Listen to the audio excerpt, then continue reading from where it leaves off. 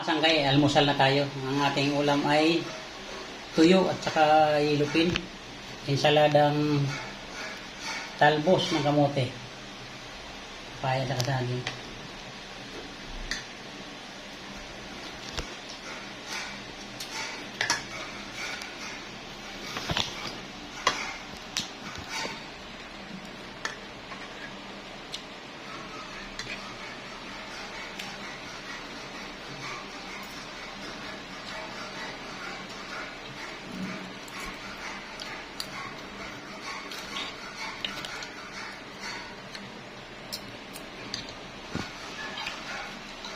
Sarap ng talbos.